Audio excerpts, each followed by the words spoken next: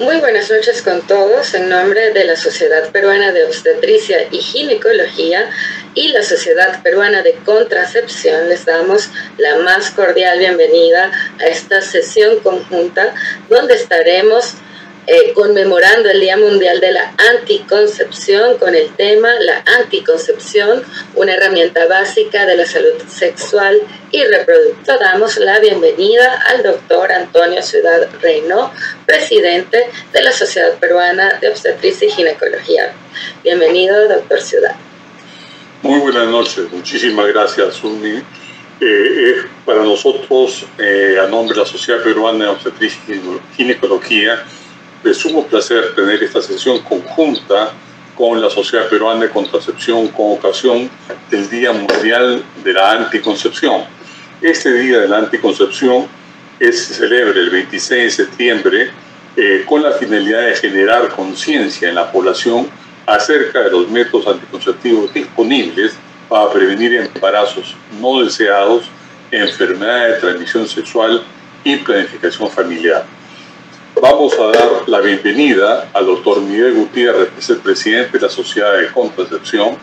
El doctor Miguel Gutiérrez es médico ginecólogo obstetra de la Universidad Nacional Mayor de San Marcos y miembro del staff de la Clínica Santa Isabel, maestro de ginecología obstetricia latinoamericana por la FLASOC, presidente de la Comisión de Salud Sexual y Reproductiva del Consejo Nacional del Colegio Médico del Perú, miembro del FIGO de Derechos Humanos, Refugiados y Violencia, presidente de la Sociedad Peruana de Obstetricia y Ginecología, fellow de la COG y miembro honorario de la Sociedad Canadiense de Obstetricia y Ginecología.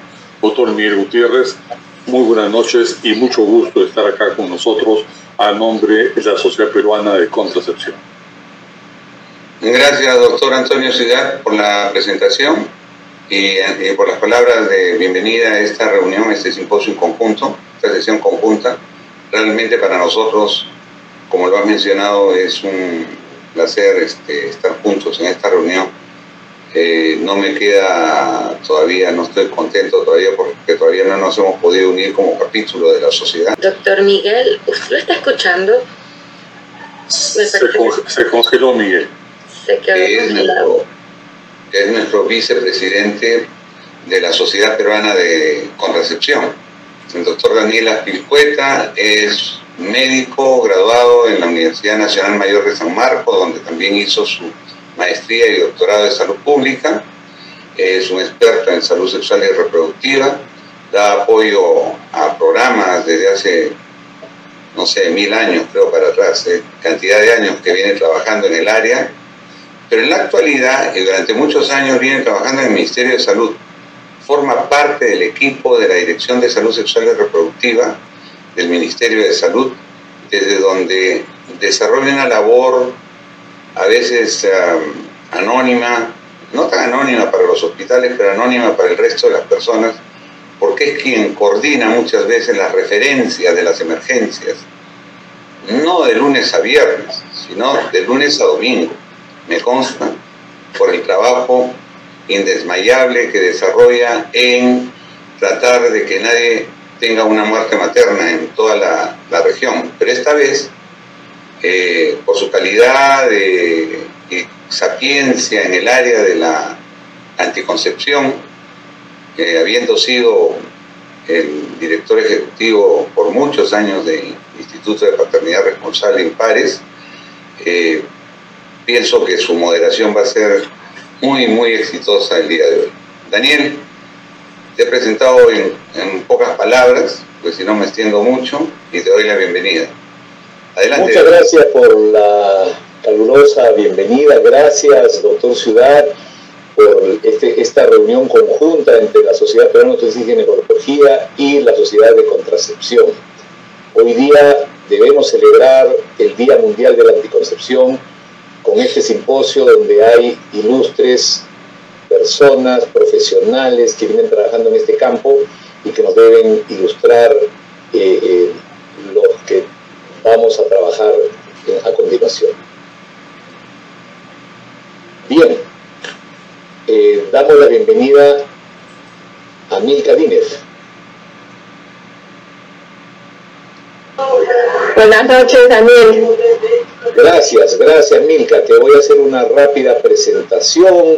Ella tiene más de 35 años de experiencia en gestión de proyectos de desarrollo, experiencia programática en áreas de la salud sexual, salud reproductiva, VIH-Sida, planificación familiar, ambiente, género, ayuda alimentaria, monetarización y pesquería. Ella ha sido directora del proyecto global de USAID en salud reproductiva para Pathfinder Internacional, también ha sido representante para el Perú y Ecuador de Pathfinder, también ha sido directora para el sector salud del International Relief and Development con sede central en Washington. Ha proporcionado asistencia técnica a diversos programas en todo el mundo, en África, en Asia, en América Latina, en Medio Oriente. Es una larga lista de países que ella ha trabajado directamente. Y actualmente trabaja en la Reproductive Health Supplies Coalition y coordina FOROLAC para América Latina, que es un grupo de trabajo en insumos de salud materna. Así que le damos la bienvenida a Milka, que tiene una presentación que compartirnos. Gracias, Daniel. Muy buenas noches y mil gracias tanto a la Sociedad Peruana de Obstetricia y Ginecología, la SPOG, como a la Sociedad de Contracepción por la invitación de esta noche. Yo tengo el deber de hablar esta noche sobre los beneficios de la planificación familiar y por los nombres que veo por aquí sé que no tengo que convencer a nadie sobre los beneficios de la planificación familiar. Pero vamos a empezar un poquito hablando sobre la Coalición Global para Insumos de Salud Reproductiva para aquellos que no nos conocen. Somos la red más grande del mundo, conformada por organizaciones dedicadas al tema de insumos de salud sexual y reproductiva, desde todo el continuo de salud menstrual hasta anticoncepción y menopausia y todos los insumos y todos los productos que se utilizan durante la vida reproductiva, sexual y post-reproductiva de hombres y mujeres. Yo soy quien hace esto.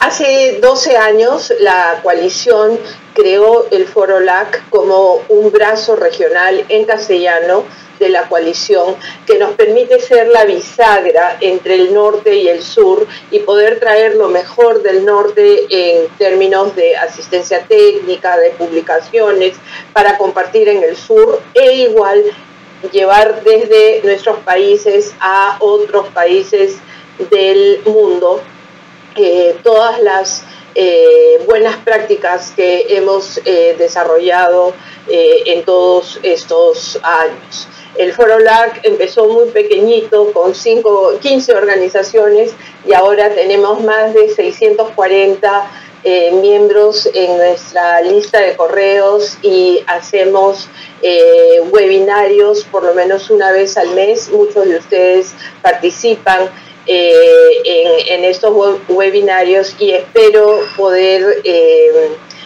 darle la bienvenida a otros miembros de ambas sociedades a nuestra red.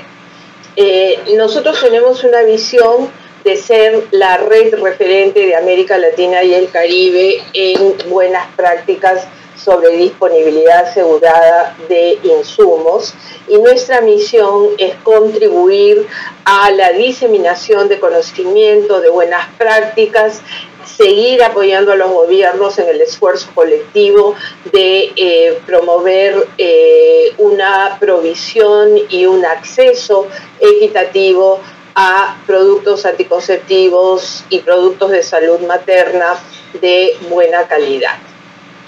La siguiente, acá. Tenemos 4 ejes estratégicos. El de disponibilidad, apoyamos mucho a los gobiernos de nuestra región a comprar de la manera más efectiva y eficiente a buenos precios los anticonceptivos y los productos de salud materna que cada gobierno decide adquirir cada año. Impulsamos mucho el eje de equidad, que los servicios y que los productos lleguen a todas las personas que lo necesitan, que sean de muy buena calidad y que todos los servicios y la provisión de insumos se dé dentro de un marco de derechos y un marco de libre elección. Me encargaron esta noche hablar del impacto de la planificación familiar en el desarrollo social y económico de las mujeres, ¿no? Y realmente aquí lo interesante, creo Walter que tienes el micrófono abierto, eso. Bueno, aquí lo interesante es que el impacto de la planificación familiar no solamente es en el desarrollo social y económico de la mujer, sino que es también un eje importante en el desarrollo social y económico de la familia. Muchos de ustedes deben recordar el dicho, educa a una mujer y educarás a una familia, ¿no? ¿Por qué? Porque normalmente las mujeres vierten todo su conocimiento y todo su avance en la familia próxima que tienen. La planificación familiar es una de las intervenciones sanitarias que tienen el mayor costo-efectividad. La inversión de $1 en planificación familiar rinde un ahorro de $3 en gastos de salud materna, reproductiva, neonatal e infantil. Y si hablamos de rendimiento en términos de educación superior para las mujeres, en términos de mayores impuestos recaudados porque las mujeres ganan más dinero, entonces estamos hablando de una costo-efectividad mucho más alta. El incremento de la planificación familiar puede prevenir 70.000 muertes maternas de forma anual. O sea, si tuviéramos cubiertas las necesidades insatisfechas a nivel mundial, el 23% de muertes maternas podrían ser avertidas o evitadas con una fuerte intervención en planificación familiar. La planificación familiar ayuda a que las niñas se mantengan en el colegio. No hay nada más triste que ver millones de niñas que se ven obligadas a abandonar el colegio porque salen embarazadas y necesitan quedarse en casa a atender a su bebé y a satisfacer otras necesidades económicas importantes. La maternidad precoz es causa y efecto de la deserción escolar y muchas mujeres que postergan la maternidad tenemos la posibilidad más grande de completar nuestra educación superior. No es el caso de las adolescentes embarazadas, que usualmente truncan su educación y finalmente no pueden acceder a una educación superior que les permite acceder a mejores trabajos, a mayores ingresos en el futuro. La reducción en fertilidad también incrementa la participación femenina en la fuerza laboral. Y eso lo hemos visto en nuestro país, ¿no? En el año 55, la mujer en el Perú empezó a votar, ¿no? En las elecciones, imagínense, recién en el año 55, hace 67 años. Y igualmente empezamos desde esa época a reducir nuestra fertilidad y entrar más y más al mercado laboral. Tener un hijo menos aumenta la participación de la mujer en el mercado laboral en 2 años. O sea, al tener un hijo menos podemos estar más tiempo en el mercado laboral y intervalos intergenésicos más cortos aumentan el potencial a que las mujeres ingresen, intervalos intergenésicos mayores, eso está mal ahí, mayores, aumentan el potencial a que las mujeres ingresen al mercado laboral. Con eso tenemos un aumento en los ingresos familiares, un aumento de los ingresos fiscales, porque el gobierno puede recaudar más impuestos, y un aumento del Producto Bruto Interno del país. tan importante es el intervalo intergenésico, que les voy a contar una anécdota. Hay muchas personas que dicen, bueno, en la religión del Islam es muy difícil hacer planificación familiar. Yo he trabajado mucho en Medio Oriente y he trabajado con un Corán bajo el brazo. ¿Por qué? Porque el Corán tiene muchas buenas sugerencias de salud, y una de ellas es justamente la del espacio intergenésico. El Corán dice que cuando un niño puede llevar una vasija de agua sin derramarla, entonces es momento de poder pensar en tener otro niño, ¿no? Otro hijo más. Y con mucha sabiduría, el Corán más o menos te dice que tienes que esperar unos 3 años para embarazarte de otro bebé, porque el niño tiene que llevar la vasija de agua sin derramarla. Entonces, el tema del espaciamiento del embarazo no solamente tiene una enorme influencia en el desarrollo social y económico de la madre y de la mujer, sino también en el desarrollo de los niños. Hay mucho más tiempo para poder dedicarse al bebé que recién llega, cuando el hijo anterior ya tiene 2 o 3 años. La planificación familiar también reduce la gran desigualdad de género que vivimos en nuestros países y ayuda a modificar ciertas normas de género dañinas, ya que se apoya la salud, el empoderamiento económico y la educación de las mujeres. Una mujer que tiene una pareja violenta y que no tiene posibilidad de tener un ingreso económico estable mes a mes, es más susceptible a sufrir violencia doméstica que una mujer que sale a trabajar y que está empoderada y que puede suplir todas sus necesidades económicas sin problema. Sí. ¿Por qué? Asimismo, la planificación familiar reduce la presión que hacemos como población general en los recursos naturales y promueve un ambiente más saludable. Incrementa asimismo la posibilidad de tener acceso a agua segura y limpia. ¿Por qué? Porque normalmente las mujeres son más educadas y tienen mejor idea de fuentes de agua más seguras.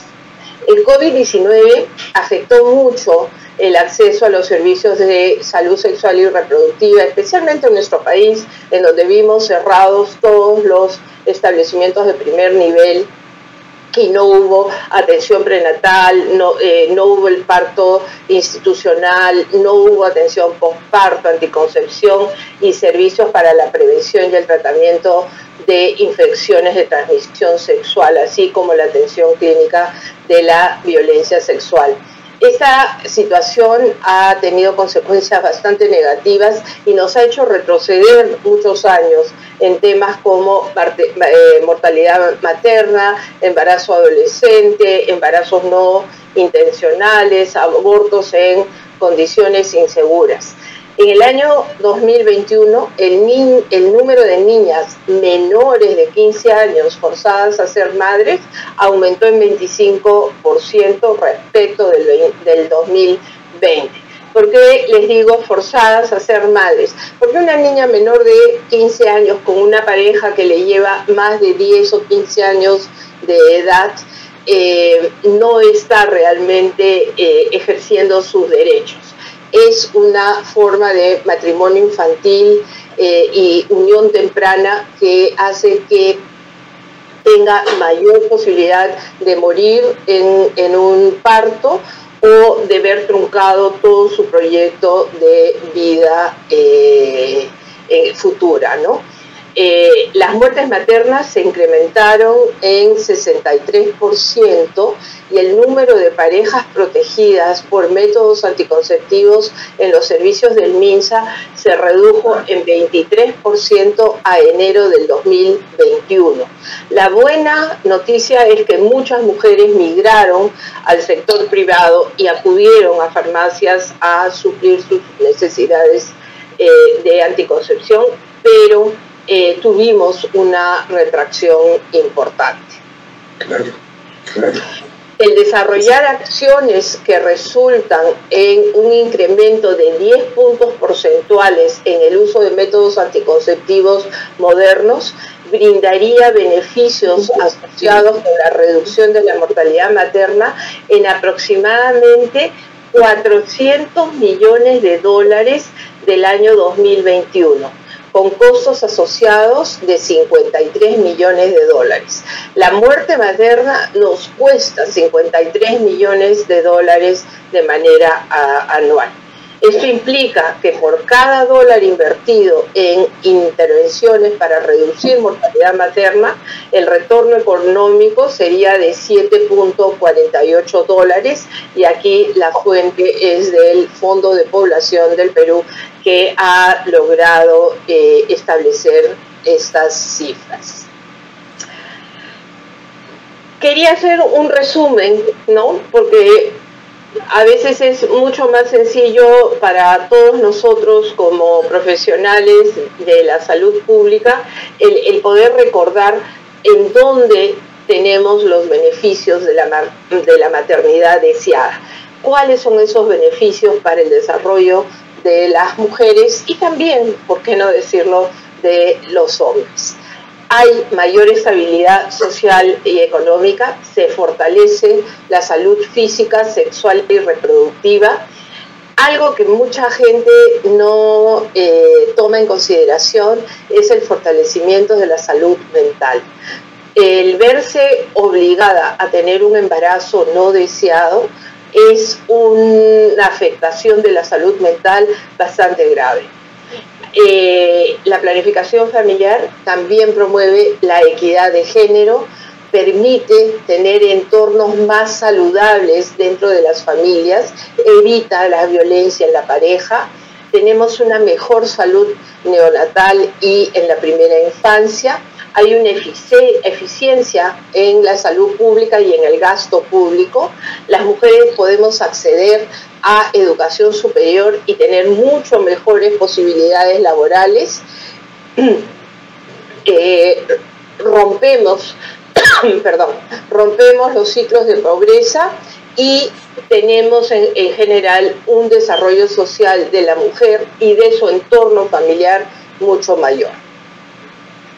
Quiero terminar citando unas palabras de Miguel Gutiérrez en un documento que publicó en el año 2013, el cual dice: es fundamental y deber del Estado tener políticas claras de planificación familiar, respetar la autodeterminación de hombres y mujeres cuando deciden planificar su vida reproductiva y el derecho que tienen de no tener interferencias en su decisión, así como en el acceso y disponibilidad a la más amplia gama de métodos anticonceptivos. Muchas gracias por su atención y espero haberles refrescado un poquito algunas ideas sobre la gran importancia de la planificación familiar en la vida de nosotras, las mujeres, y también de los hombres. Gracias. Muchas gracias, Milka. Una muy buena presentación para abrir este simposio. A continuación vamos a pedirle al doctor Walter Mendoza que se integre. El doctor Walter Mendoza, médico egresado de la Universidad Nacional Mayor de San Marcos, con estudios de posgrado en salud pública y análisis demográfico en la Universidad Cayetano Heredia, analista de programas de población y desarrollo del UFPA. También tiene más de 100 publicaciones sobre los vínculos que existen entre los cambios demográficos y epidemiológicos y sobre sus implicancias para las políticas públicas. En los últimos años viene participando como colaborador de la Red Mundial de Investigadores de los Estudios de Carga-Movilidad, coordinados desde la Universidad de Washington. Damos la bienvenida al doctor Walter Mendoza y, por favor... Gracias, Daniel. ¿Me escuchas? Perfectamente. Gracias, Daniel. Por favor, ahí está. Gracias. Eso que quería pedirles. Creo que la presentación de Milka da un buen marco para la presentación que les he preparado. Agregaría únicamente a lo que nos ha dicho algunos hitos en los acuerdos internacionales. El año 1994 tuvo lugar la Conferencia Internacional sobre Población y Desarrollo en el Cairo, en la cual se estableció un nuevo paradigma. Según este paradigma, el enfoque de derechos humanos era lo que tenía que estar en el centro de las intervenciones en políticas públicas, a fin de que el Estado asuma como su responsabilidad garantizar las condiciones que permitan para decidir libre e informadamente cuándo y cuántos hijos tener. Hasta antes de 1994, las metas demográficas tenían un mayor peso, no tanto los derechos de las personas. Entonces, desde Cairo 1994 se ha impuesto como un patrón y estándar internacional por el cual los países que adhirieron al programa de acción del Cairo establecen como centro de sus políticas esta responsabilidad de garantizar libre e informadamente cuándo y cuántos hijos tener. Ciertamente esta situación es la declaración, es lo que espera la comunidad internacional. Obviamente hay muchas brechas respecto en la realidad, lo que hemos venido y lo que conocemos del país. Sin embargo, hay tendencias de largo plazo, que es la idea de lo que les voy a presentar a continuación, demostrar qué transiciones importantes están ocurriendo en la población, la demografía del país, a fin de explicar cuánto estamos acercándonos no a cumplir esta meta de libre e informadamente decidir cuándo y cuántos hijos tener, sino todo lo que implica. Algunas de las ideas, muy bien las ha planteado Milka, nos ha dado algunos elementos de contexto y de cambios sociales, ¿no? Voy a también a complementar lo que ella ha presentado, señalando, por ejemplo, cómo en 1950, pasado, 3/4 partes de la vida adulta de una mujer estaban dedicadas a cuidar hijos o a estar embarazada. En el año 2000, 1/4 del tiempo de vida de una mujer adulta estaba dedicada a cuidar hijos o estar embarazada. En el año 2021, poco menos de 20% del tiempo de vida adulta de una mujer en promedio en el Perú está dedicada a estar embarazada o a cuidar niños pequeños. Como ven, una transición importante, una caída importante de la fecundidad.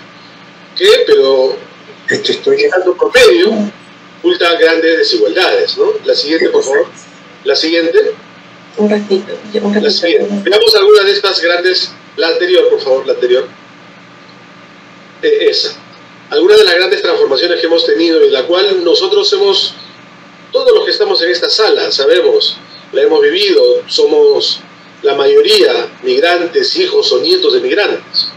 Hemos visto cómo se ha ido transformando el país en 1940, un país eminentemente rural, 3/4 partes rural, 1/4 urbano. En el año 2021 somos 80% urbano, 20% rural. Recién en 1940 el Perú recuperó su nivel poblacional anterior a la conquista. Recién en el año 1989, el Perú alcanzó su máximo histórico de nacimientos. Desde mediados del siglo XVIII empezaron a aumentar los nacimientos después de la caída de 2 siglos y medio de la población en la conquista. Entonces fueron aumentando hasta 1989, en que se alcanzó el mayor número de nacimientos de nuestros. Pero una población que vemos es el número nacional, pero que tiene grandes desigualdades, grandes heterogeneidades, ¿no? Una de estas heterogeneidades es que a la par que hay una urbanización, hay una dispersión poblacional muy alta. 2 de cada 5 distritos en el Perú tienen menos de 3.000 habitantes. 1 de cada 3 tiene menos de 2.000. 1 de cada 6 tiene menos de 1.000 habitantes, según el censo del 2017. Como decía Milka, hay una mayor participación de la mujer en el mundo del trabajo, pero no solo se mantiene o tiene una mayor participación en el mundo del trabajo, sino que es el mundo del trabajo productivo, sino también el trabajo reproductivo, con el trabajo no remunerado, doméstico no remunerado, que equivale aproximadamente a 20% del PBI del Perú, que es contribuido por el trabajo no remunerado de lavar, planchar, cuidar, y todo aquello que hace posible que las personas puedan trabajar. 2/3 son contribuidos por las mujeres y 1/3 es contribuido por los hombres, de ese trabajo no remunerado. Hemos tenido también como novedad histórica el ser país de destino migratorio de la población que ha venido de Venezuela, que aproximadamente tenemos actualmente 1.5 o 1.4 millones, de los cuales aproximadamente 80-85% están en Lima. Es decir, 1 de cada 10 limeños es hoy migrante o refugiado de Venezuela, que tiene, entre otros beneficios. Además, no olvidemos que en los últimos 30 años se han ido del Perú 13.000 médicos. Han vuelto solo 3.000. Con la migración de la población venezolana a Perú, 5.000 médicos se incorporaron de un día para otro en medio de la pandemia. Por supuesto, no solo hay médicos, también hay ingenieros, abogados y todas las profesiones, y gente con una formación en promedio igual o superior a la nacional, ¿no? Entonces, esa es una novedad demográfica. Nunca habíamos sido país de destino migratorio, ¿no? Bueno, ya les mencioné los nacimientos. La siguiente, por favor. La siguiente, eso. Hay cambios en las transiciones de las familias, la jefatura del hogar. Teníamos uno de cada 5 hogares estaba jefaturado por una mujer hace unos 30 años nada más. Actualmente tenemos 1 de cada 3 hogares ya son jefaturados por una mujer. En la selva, antes de la pandemia, 10% de menores de 15 años no vivía con ninguno, lo que ha aumentado a cerca de 15% con la pandemia. O sea, lo cual nos da una idea de los riesgos, que si bien la fecundidad en general en el Perú va disminuyendo, hay al interior grandes desigualdades. Y como señalaba Milka, en el grupo de 10 a 14 hay en el año 2021 25% más nacimientos de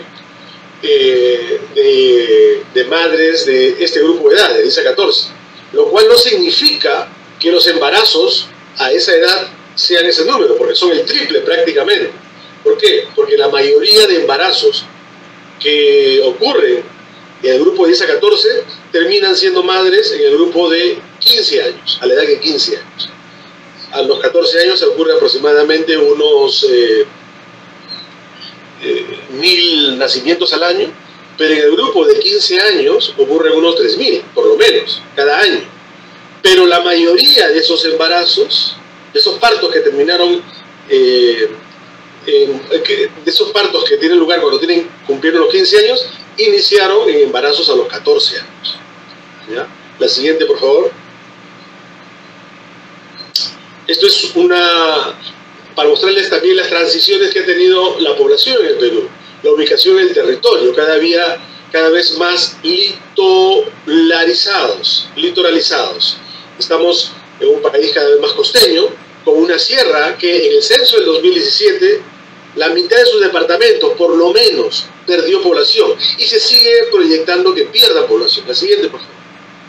Este dato es importante porque nos permite ir viendo que así como importan los números absolutos, importan también los números relativos. Es decir, donde hay tasas altas, puede ser que haya una menor cantidad de eventos, ¿no? Les pongo un ejemplo. 30 distritos en el Perú concentran el 10% de los nacimientos de madres de niñas menores de 15 años. La mayoría están, la mitad están, de esos, hay unos 10 están en Lima y otros están en la ciudad de Iquitos. ¿Ya? Es decir, si territorialmente se puede localizar dónde es que están las poblaciones con mayor, aunque no necesariamente tasas, pero sí con mayor número absoluto de adolescentes, de madres de menores de 15 años, ¿no? Esta imagen que están viendo es un dato nuevo que tenemos también para tener en cuenta respecto a la diversidad cultural en el Perú. La población que se autoidentifica como indígena o originaria de la Amazonía, la siguiente. La que se identifica como indígena o originaria de los Andes, siguiente.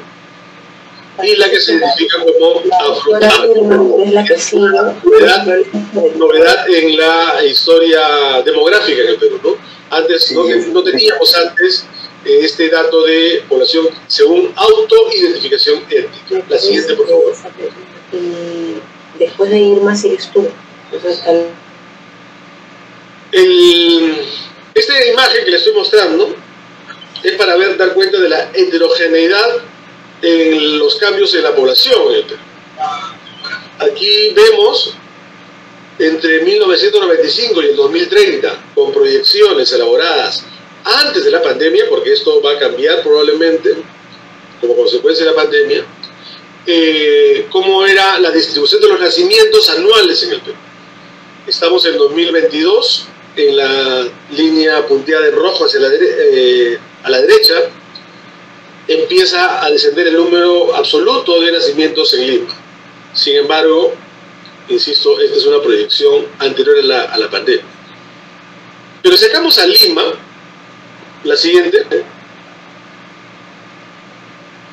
vemos esto. Hay departamentos que vienen disminuyendo su población desde el año 2000 por lo menos. O sea, hay aproximadamente 2/3 de departamentos que están cada vez con menos nacimientos.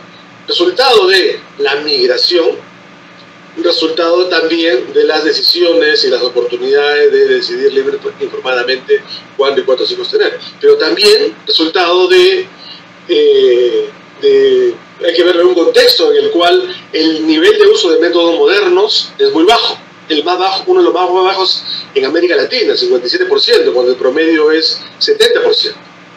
Tenemos, por ejemplo, vamos a ver luego el nivel de uso de métodos tradicionales inclusive, ¿no? Entonces, la mitad, por lo menos, de departamentos en el Perú van a tener cada vez menos nacimientos, según proyecciones, insisto, elaboradas antes de la pandemia. ¿Cómo se va a mover? Todavía no lo sabemos, tenemos hipótesis, pero muy probablemente, si es que no se adecúan los servicios a expandirlos en calidad, en cobertura, en oportunidad, en un contexto de menor expectativa reproductiva, probablemente los abortos vayan a aumentar. Entonces, para evitarlos, necesitamos libre e informadamente expandir los servicios, que en la educación sexual y todo lo que hace que un aborto no se produzca. La siguiente, por favor. Este es el número anual proyectado de nacimientos por edades simples. Acá tenemos por edades, por cada una de las edades, el grupo 10 a 14, 15, 16, 17. Hay una tendencia a la disminución. Y esto incluye ya el efecto de la pandemia, ¿no? En la derecha, la columna punteada hacia la derecha es el punto 2022. En algunos grupos hay una tendencia a la estabilidad, pero luego al descenso. La siguiente. Esta es la tasa específica de fecundidad adolescente por departamentos, que tiende también a caer, ¿no? En la línea de la izquierda es el año 2022, al extremo el año 2030, que es el marco de referencia de los Objetivos de Desarrollo Sostenible. En todo se proyecta disminución de la tasa específica de fecundidad, lo cual no quiere decir que disminuyan los embarazos. De hecho, los embarazos, en teoría, pueden aumentar y disminuir los nacimientos. ¿Por qué? Porque el aborto también tiene lugar. Entonces, para evitarlos, necesitamos que los embarazos sean, pues, deseados, planificados como es debido, ¿no? Y eso requiere, por supuesto, educación sexual, consejería, servicios, etc. La siguiente, por favor. Aquí tenemos una imagen del uso del método de planificación familiar entre mujeres de 15 a 49 años en el Perú de 1970 al año 2019. Entre 1970 al 2019, el uso del método de planificación familiar en mujeres peruanas. Vean ustedes cómo va disminuyendo algunos, por ejemplo el ritmo, el verde ondeado superior va disminuyendo, pero abajo, en otro tono de verde, aumentan los implantes y aumenta el método del retiro, y así cada uno. Este es un análisis publicado solo hace pocas semanas. El grupo de investigación de la Universidad de Washington en el que colaboro. Entonces, aquí pueden ver ustedes estas tendencias y lo que implica, como veremos más adelante, la persistencia de algunos métodos. Es correcto preocuparnos por la expansión, consejería y calidad del uso de los métodos modernos, pero hay que mirar también qué explica y por qué persisten niveles altos de métodos tradicionales. La siguiente. Esto es para el grupo de 15 a 19 años, 1970-2019, Perú. Vean ustedes el verde, los implantes como va aumentando. O sea, este es entre todas las adolescentes. Entre todas, no olvidemos que las adolescentes de 15 a 19 años, la mayoría de ellas, 70% aproximadamente, nunca han tenido relaciones sexuales. Por supuesto, hablamos de un grupo que va de los 15 a los 19 años, que a su vez es muy heterogéneo. ¿Ya? Pero si vemos al interior, vemos entre las que están unidas, que son aproximadamente un 10%, se nota mucho más este efecto, ¿no? Aquí el denominador es todas las mujeres del grupo de edad. Es claro que aumentan los implantes, pero también en amarillo, vean ustedes esta línea que aumenta desde hace 30 años por lo menos, el método de retiro, que sorprendentemente persiste, bajando el ritmo, pero compensa esa caída de manera tal que, la siguiente, por favor. Vemos, es lo mismo pero en mayor detalle, comparando con otros países de la región, del área andina. Vemos Perú hacia la derecha, el método de retiro es el único que aumenta en la región, y veamos persistentemente, desde hace unos 30 o 40 años, porque el periodo de observación aquí es de un total de 50 años, ¿no? Y entonces es sorprendente este aumento del método del ritmo y una caída del método, el aumento del retiro y una disminución del ritmo, pero que en conjunto mantienen niveles inaceptablemente altos de uso de métodos tradicionales. La siguiente. La siguiente, por favor. Aquí, ¿qué cosa estoy mostrando? Países del área andina en el uso actual de métodos tradicionales entre 1976 y el año 2021. En el año 1977, en el Perú, aproximadamente un 11%, 12%, un poco menos, de adolescentes unidas usaba métodos tradicionales. En el año 2021, ese número ha aumentado a 16.9%. En un país más educado, en un país más informado, en un país más urbano, en un país más educado. Tras 45 años aproximadamente. ¿Ya? Entonces esta situación creo que debe llamar a reflexión sobre la calidad, la cobertura y la oportunidad y la consejería y en general que digamos conocer mucho más por qué persisten siendo altos los métodos tradicionales en un país que además disminuye la expectativa reproductiva, ¿no? La siguiente. Como resultado tenemos abortos, y esto aquí es en todos los grupos de edad. Los resultados los embarazos no planificados en mujeres de 15 a 49 años en el periodo 2015-2019. Veamos, Perú junto con Bolivia y Haití son los países en los que son mayores los niveles de embarazos no planificados en mujeres en edad reproductiva. ¿Qué explica esto? Los bajos niveles de uso de métodos modernos, sumado a la persistencia del uso de métodos tradicionales. La siguiente. Estos son los embarazos no planificados que terminan en aborto. La siguiente, por favor. Entre los países de América Latina, he marcado en rojo, en vertical, el punto Perú. Y los abortos no intencionales en mujeres de 15 a 49 años. La siguiente, por favor. Estas son las tasas anuales de embarazos no intencionados y de abortos por cada 1000 mujeres en edad fértil en el Perú en los últimos 30 años. Y vemos que si bien hay una tendencia al descenso en número de tasas, pero con el aumento de la población, resulta que aproximadamente habría unos 350.000 por lo menos abortos en el Perú cada año, según esta estimación. La siguiente. Esto es a lo que me refería con los cambios en la transición, en las expectativas reproductivas. ¿Qué vemos aquí? Vemos 3 puntos, 2010, 2015, 2021. Y esto en 2021 es algo reciente. Exacerba una tendencia instalada ya antes de la pandemia, en la cual, vean ustedes, comparen el 2010 con el 2021. Vemos el 3 es, digamos, marcado en rojo, la línea punteada en rojo, para destacar un punto de referencia, la cantidad de dominios de análisis urbano, rural, región natural, quintil de riquezas, nivel de educación, la cantidad de, en naranja, ¿no?, es la fecundidad observada. Es decir, comparemos ese 2010 con el 2021. Ninguno, salvo las que tienen primaria, que están en 3, ninguno está por debajo, perdón, ninguno está por encima de ese nivel. Y las mujeres que tienen primaria en el Perú son muy pocas. Entonces, y las que tienen un nivel de fecundidad de 3, ya, la fecundidad observada.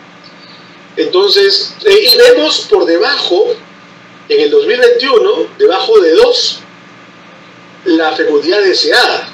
Y vean ustedes no solo las brechas, sino lo que implica para entender que si quisiéramos volver al periodo prepandémico, que ya era problemático en varios sentidos, en calidad, cobertura y oportunidad, en un contexto en el que además había, antes de la pandemia, menor pobreza, en el cual la farmacia era un recurso, una opción, vemos que la posibilidad que hayan más embarazos no planificados en el Perú en los próximos años es mucho mayor.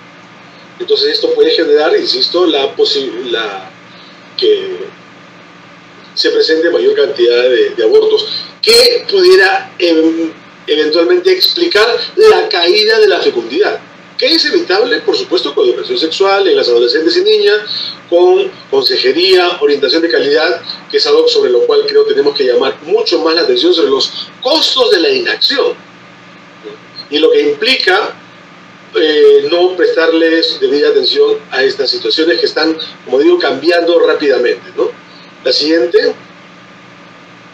Esta es la transición en las fuentes de suministro. Vean cómo era el año 2000, la farmacia como fuente de suministro de insumos anticonceptivos. Acá están todos los métodos modernos, solo modernos. La siguiente. La siguiente, por favor. Aquí, ¿qué vemos? Fuentes públicas, Hospital Minsa, Centro de Salud Minsa, Puesto de Salud Minsa, Hospital de Salud, Puesto, Policlínico, Centro de Salud, ninguno desde el año 2000, en los últimos años, del año 2015 prácticamente, supera el 30% como fuente de suministro. Y si esto se puede, sobre el total de mujeres en edad fértil.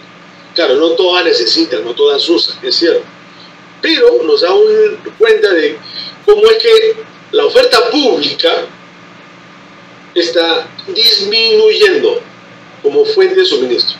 y en un contexto de mayor pobreza, porque teníamos pobreza monetaria en el año 2019, 20%, en el 2020, 30%, en el 2021, 25%, y probablemente no baje a los niveles del 2019 en el corto plazo, y con mayor pobreza e informalidad, con menor gente afiliada a la seguridad social y con la calidad de los servicios que tenemos, muy probablemente y con menor expectativa reproductiva, hay riesgos cada vez mayores que los abortos empiecen a aumentar, trayendo como resultado un descenso en la fecundidad. No por planificación familiar, no porque sería la mejor forma de evitarlos, ¿no? Y evitar además complicaciones, muertes maternas, pero esta es la situación, por lo menos con la información disponible. La siguiente, por favor. La siguiente, una vez. Estamos yendo hacia una transición en régimen reproductivo en el Perú, rápidamente. No olvidemos la tasa global de fecundidad del año 2021, que fue de 2 hijos por mujer, 1.8 urbana y 2.7 la rural. Pero la deseada en 2021 fue 1.3. En el quintil 5, el más rico, la fecundidad deseada fue 1.1. Y en el quintil más pobre fue 1.7, la fecundidad deseada. Y además tenemos que la proyección censal elaborada con base al censo del 2017, antes de la pandemia, fue que era un 10% superior. Entonces, en el 2015-2016 la situación era muy distinta. La fecundidad era 2.5 hijos por mujer, la observada. Entonces, rápidamente ha ido, y como insisto, empezó un poco antes de la pandemia, 1 o 2 años antes de la pandemia, pero la pandemia ha venido a exacerbar esa tendencia, ¿no? Entonces se requiere además tener presentes las heterogeneidades, porque así como hay departamentos en el Perú que vienen perdiendo población, otros están aumentando. Y la cantidad de adolescentes y por las necesidades y demandas por grupo de edad también van cambiando, ¿no? Finalmente, una de las preguntas que tenemos que hacernos es si marchamos hacia un acelerado cambio en el régimen reproductivo, que a pesar del tiempo transcurrido y en pandemia, será verla siempre mejor de la heterogeneidad y las grandes desigualdades, porque los promedios nacionales pueden relativamente mejorar, pero en un país desigual como el Perú, los promedios solo sirven para ser vistos desde fuera, no ser vistos ni gestionados desde nosotros mismos, ¿no? Muchas gracias.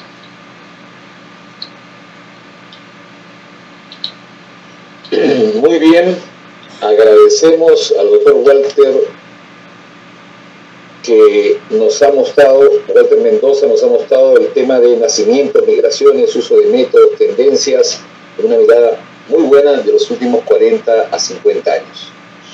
A continuación, vamos a hablar del rol de las ONGs.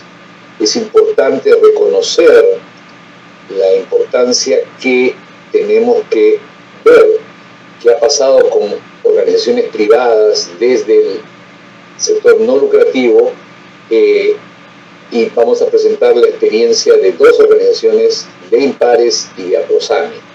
A continuación vamos a presentar a la doctora Irma Ramos. Se encuentra Irma. Ella es directora ejecutiva de Impares, médico salubrista, comunicadora social, tiene maestrías en salud sexual y salud reproductiva, administración de empresas, educación, salud del escolar y del adolescente y doctorado en salud pública. Trabajó en diferentes instituciones nacionales e internacionales y actualmente es la directora de Impares. Doctora Irma Ramos, prenda su cámara.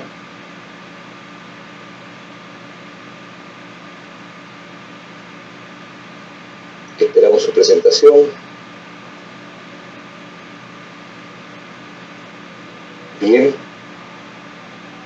No la escuchamos. Para Irma, en la parte superior de su pantalla, el botoncito con forma de cámara debe estar en azul y el micrófono a mano derecha también. Así es, la doctora Irma Ramos se encuentra presente, estamos conectándonos con las tecnologías correspondientes. Parece que tiene problemas.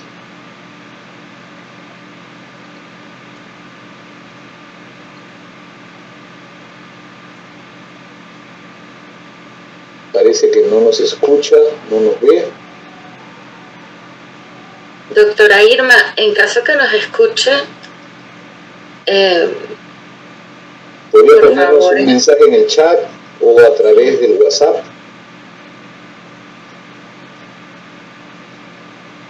Bien, mientras corregimos esta situación técnica de la doctora Irma Ramos, le vamos a dar la palabra al doctor César Guzmán. Le pido por favor al doctor Guzmán que se conecte mientras lo presentamos al doctor César Guzmán. El doctor César Guzmán, él es médico ginecobstetra, ha sido profesor de la universidad, tiene una serie de publicaciones y a la vez director de APROSAMI, una ONG. Le pedimos al doctor, y ya está presente el doctor César Guzmán. A ver, lo estamos escuchando. Sí, buenas noches. Tiene la palabra, doctor. Muchas gracias. Agradezco la invitación que me han hecho de la Sociedad Peruana de Ginecología y Obstetricia, en la misma forma de la Sociedad de Contracepción, y encantado de poder participar. Las presentaciones que he escuchado me han parecido sumamente interesantes y valiosas, especialmente y empezando por la doctora Milka Dinev, así como la que acabo de escuchar del doctor Walter Mendoza. Y todas ellas nos pintan un panorama con respecto a lo que es la ginecología y obstetricia, pero también la salud reproductiva en nuestro país. Hay algunos aspectos que no se están tomando en cuenta, pero que sí intervienen y que sin ánimo de provocar ningún tipo de efecto negativo, la quiero comentar. Creo que el factor político también ha intervenido y va a intervenir sobre lo que se refiere a esta salud, especialmente la salud reproductiva.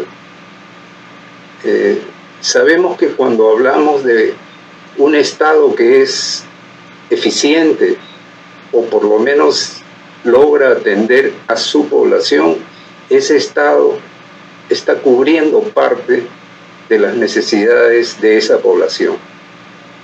Y en este caso en particular, eso no está sucediendo. Por el contrario, tenemos evidentemente algunas deficiencias que cada vez son más evidentes, son mayores.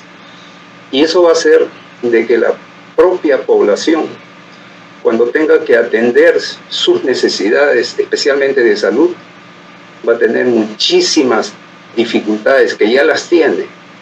Entre ellas, por ejemplo, que los trabajadores no tienen trabajo, no reciben pagos, no reciben remuneraciones. La salud en sí misma, en el Ministerio de Salud, donde he trabajado más de 30 años, más de 50 años, están viendo también que los recursos no son suficientes para cubrir las necesidades que cada vez estamos viendo se están incrementando. Entonces, este panorama es complejo y es terrible. Yo voy a hablar en este momento sobre lo que significa APROSAMI.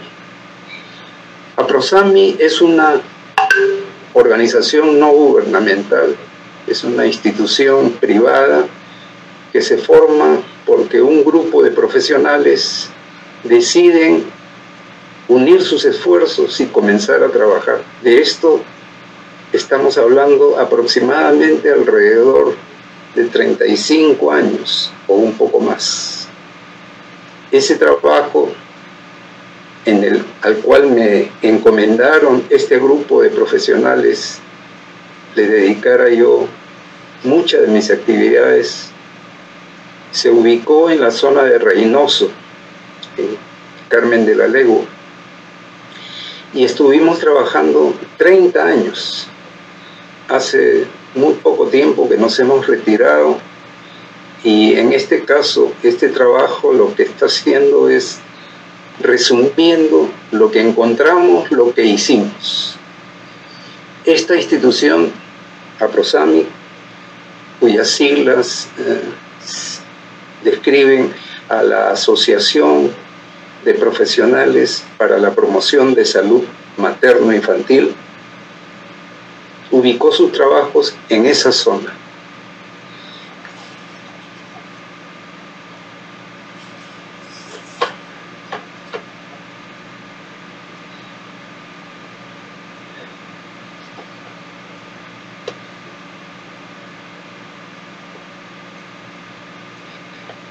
Tal como vemos en la actualidad, las poblaciones lo que necesitan especialmente es la difusión adecuada, regulada, organizada de información, en este caso en particular, sobre el uso adecuado de métodos anticonceptivos sobre planificación familiar, que incluya a los adolescentes que ya estén ejerciendo su actividad sexual.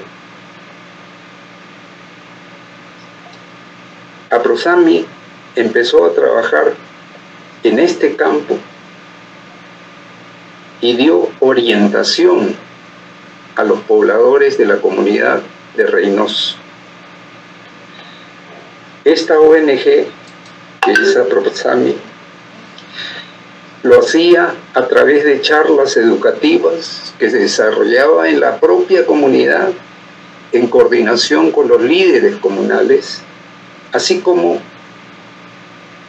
en coordinación con los colegios de la zona, a través de las cuales se hacían las campañas de información, orientación sobre salud y sobre salud reproductiva.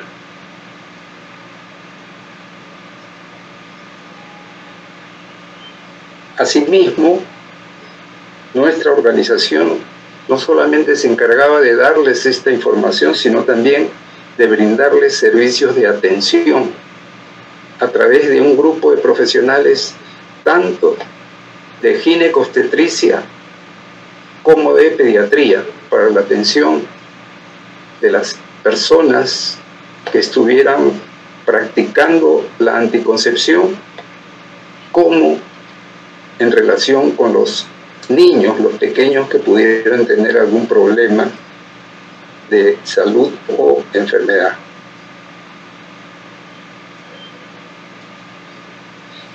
Este trabajo se desarrolló durante 30 años. Fuimos los primeros en evaluar los diferentes métodos anticonceptivos para ponerlos a disposición de las personas. Asimismo, a partir del año 90 empezamos a trabajar en métodos anticonceptivos definitivos, como la vasectomía y la ligadura de trompas. Estas actividades estaban cubiertas también por profesionales no solamente de salud en el campo específico de la atención, sino también de psicólogos que veían otros problemas simultáneos o concomitantes. Con el transcurrir de los años, estos métodos de planificación han podido cambiar, pero el objetivo de los servicios de la atención se han mantenido.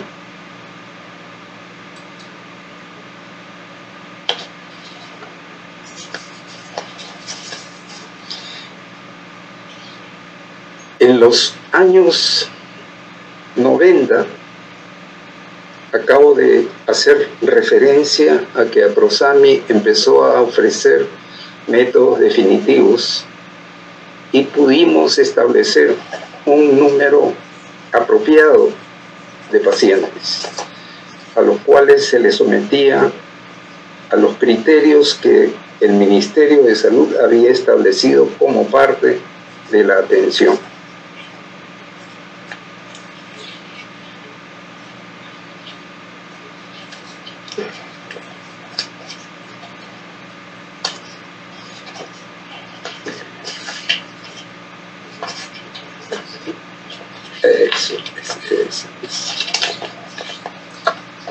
En la información que hemos alcanzado a la Sociedad Peruana de Ginecología y Obstetricia, hemos adjuntado un cuadro en el cual se hace una estimación de servicios que se brindaron durante estos años que estuvimos trabajando.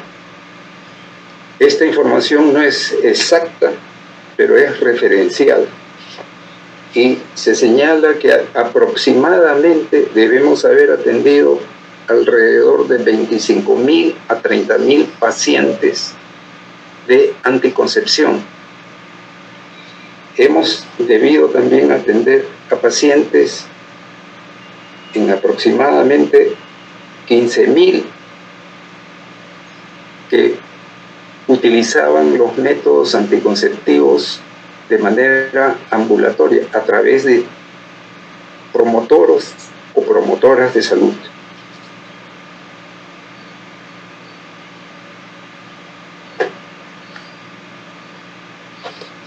Estas vendrían a ser las informaciones más importantes con respecto al trabajo realizado.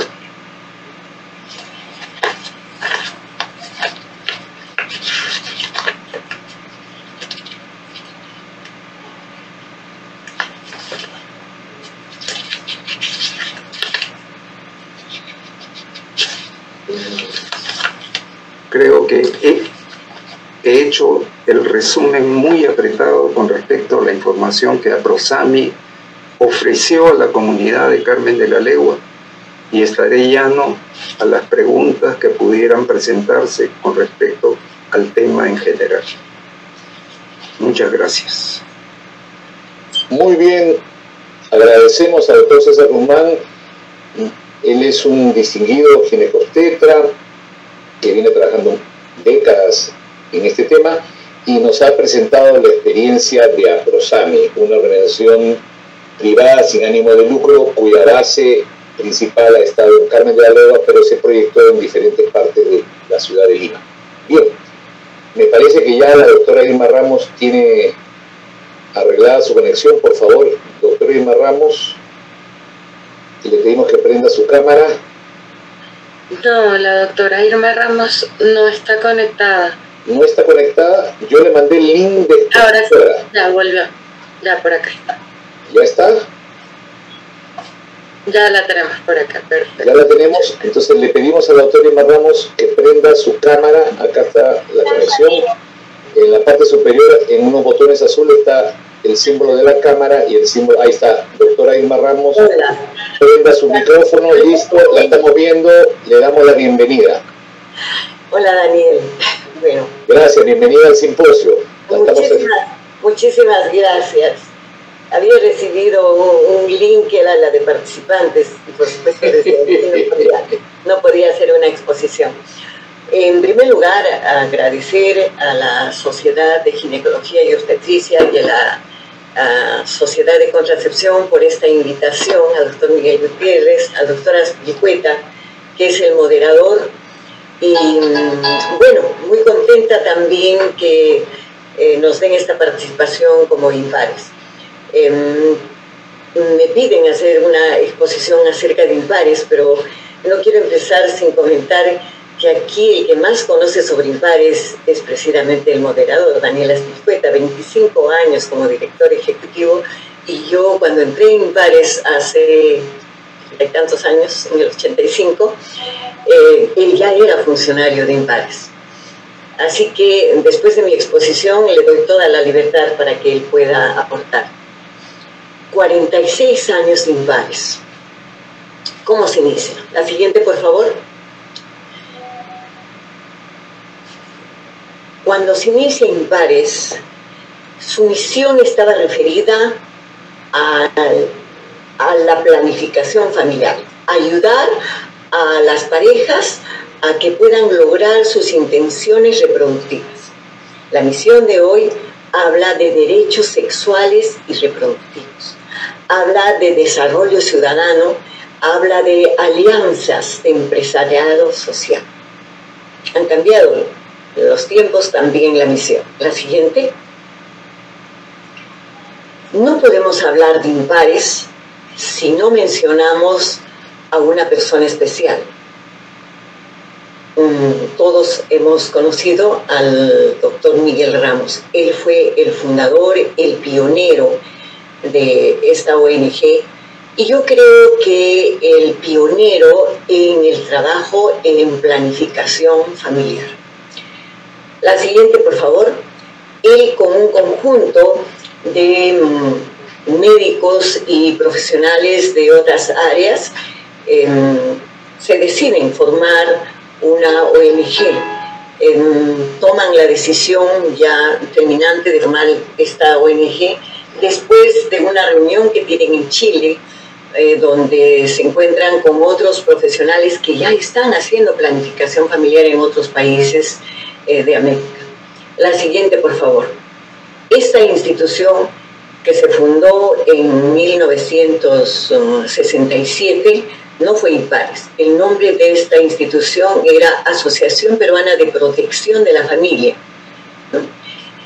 Esta institución lamentablemente fue cerrada en 1974. Estábamos en un gobierno dictador, militar, y por supuesto que no habían reglas claras de juego. Se cerraron todos los servicios de planificación familiar públicos y privados. Era un gobierno más pronatalista. En esos tiempos hablábamos de población, el tema era población. Hasta el año 94 hablábamos de población, pero este gobierno era pronatalista. La siguiente, por favor. Felizmente pasa este gobierno, entra otro gobierno militar, democrático, que hace elecciones, etcétera, y hay la posibilidad de retomar el tema de la planificación familiar. Inmediatamente nacen una serie de instituciones, entre ellas Impares. Ahí está Impares, ADIN, APROPO, APROSAMI. Ustedes pueden leer los nombres de todas estas instituciones que salen. Habían otras organizaciones internacionales catalizadoras de estas instituciones que se forman en el Perú, como eran USAID y UNFA. También los grupos feministas estaban detrás, trabajando junto con estas pequeñas organizaciones. La siguiente, por favor. Y nos preguntamos, si habían tantas organizaciones que se formaron, ¿por qué Impares tiene 46 años? ¿Qué pasó con las otras? Muchas de las organizaciones quedaron en el camino. Algunas todavía cumplen algunas funciones. Escuchamos al doctor Guzmán hace un momento.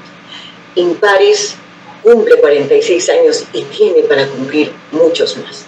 ¿Qué lo diferencia? Creemos que primero el trabajo que hacen en Advocacy no solamente lo fortalece como institución, sino que lo convierte en un referente, en un pionero. Aquí vemos al doctor Ramos recibir una distinción del presidente de la UNE. Está acompañado de algunos parlamentarios. Para hacer Advocacy, el Impares, entre sus socios, incorpora parlamentarios como el ingeniero Sotomarino, Pedro Cáceres, la actual presidenta Berta Arroyo de Alba, que trabajan y preparan. Es para el año 1985, con el apoyo de Impares, la Ley de Población Nacional.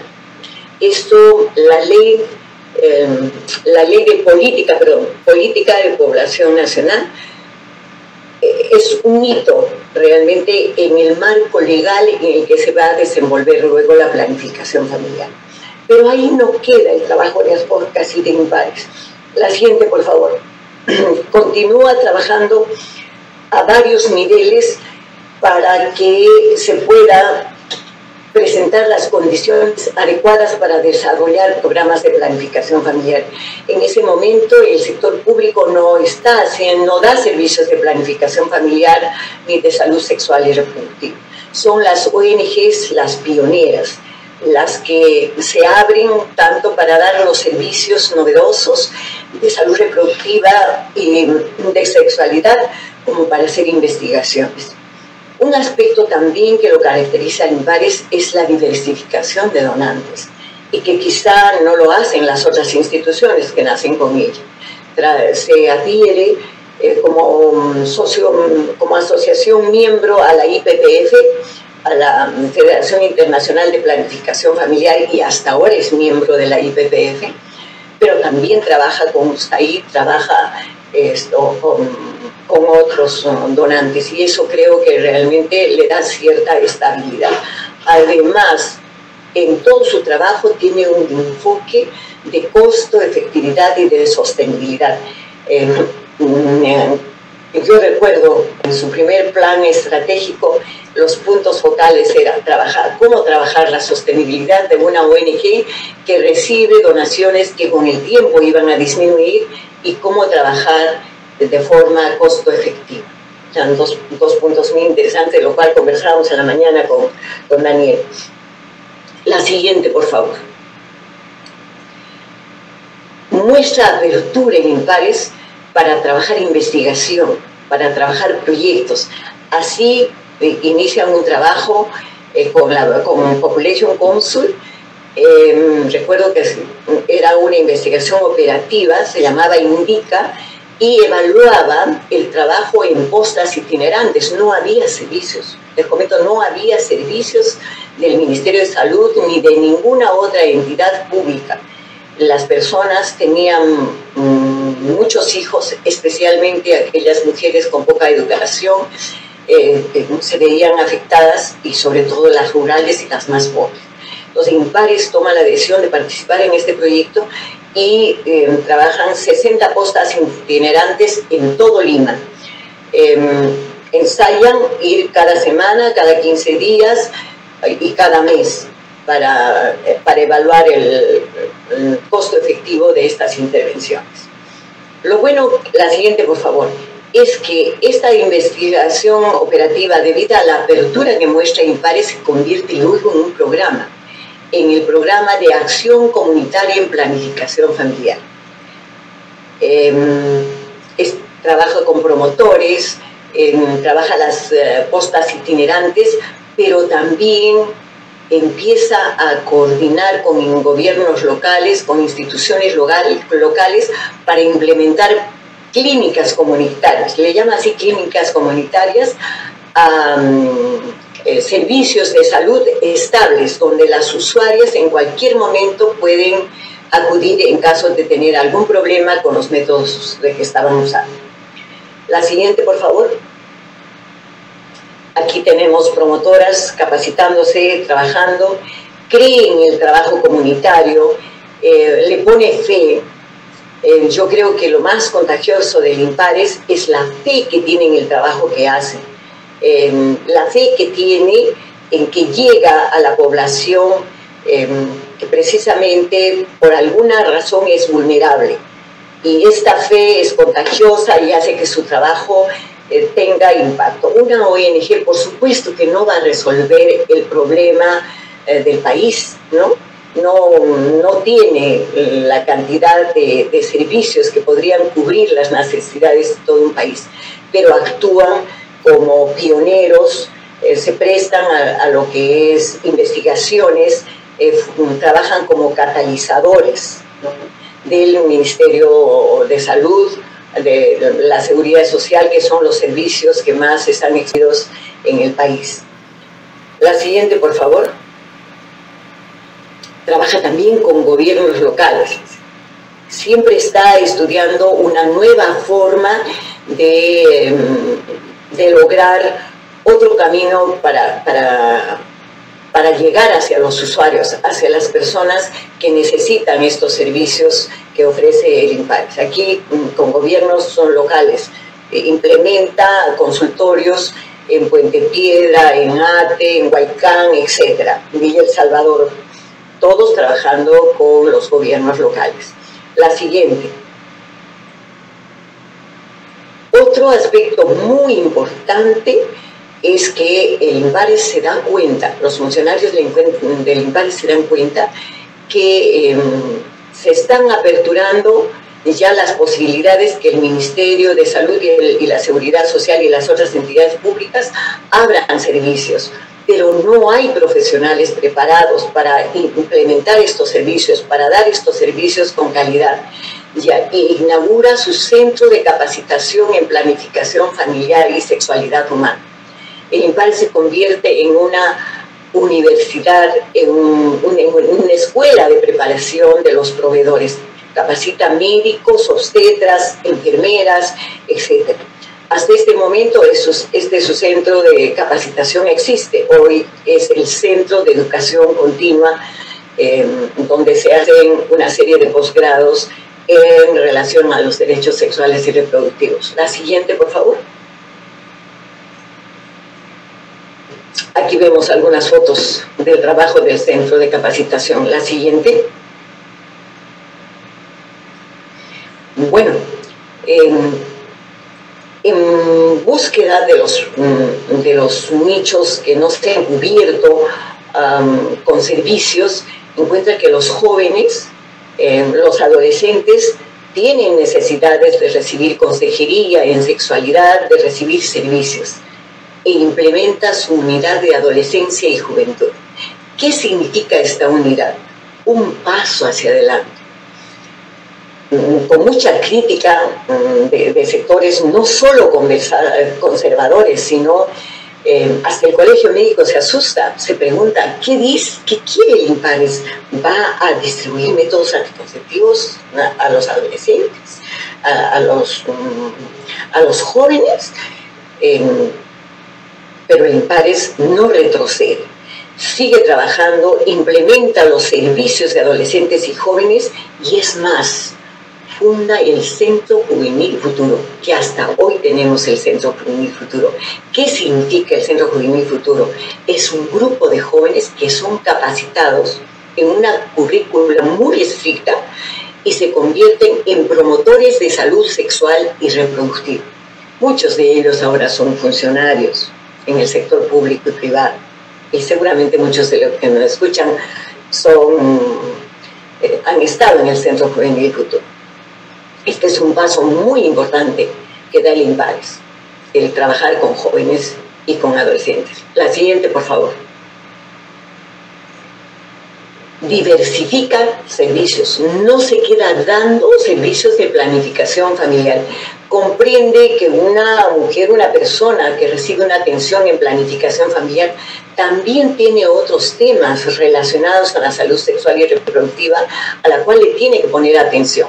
Entonces, además trabaja lo que es el cáncer ginecológico. Se implementa el trabajo con Papa Nicolau y otras formas de detectar el cáncer de cuello uterino, el cáncer de mama, detectar el cáncer en mama, hacer el tratamiento de climaterio, la osteoporosis que aqueja tanto a las mujeres, y muchas otras especialidades que se van complementando poco a poco.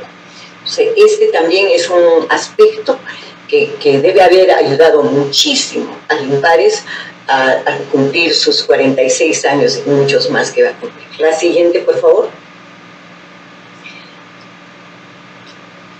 El INPARES pone mucho cuidado en dos temas muy importantes en la planificación familiar al trabajar con los usuarios, tanto en la clínica de Jesús María como en sus clínicas en los distritos de Lima y en las regiones. Y uno es la calidad y la otra es ofrecer una amplia gama de métodos anticonceptivos.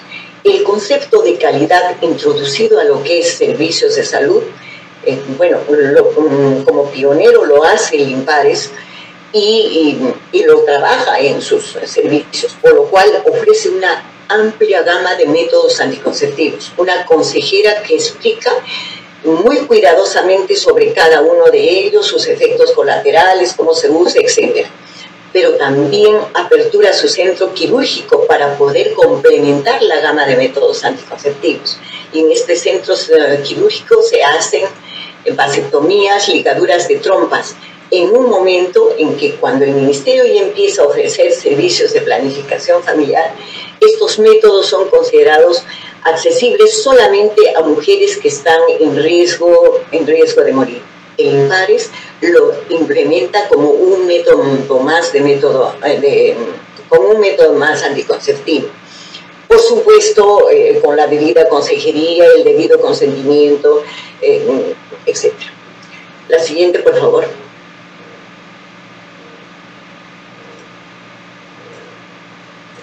Debe trabajar con los proveedores ya no solamente cuando están en ejercicio como proveedores, sino visualiza que es conveniente intervenir antes, trabajar con los preprofesionales y hace convenios con diferentes universidades, la Villarreal Científica del Sur, a las peruanas, etcétera. Trabaja con varias universidades, también trabaja con los colegios profesionales, especialmente aquellos que están relacionados con la planificación familiar, la salud reproductiva, como es el colegio médico, el colegio de obstetras y el colegio de enfermeras. Hace convenios para capacitar a sus miembros a costos muy bajos y con la calidad adecuada. La siguiente, por favor. Otro factor muy importante que trabaja.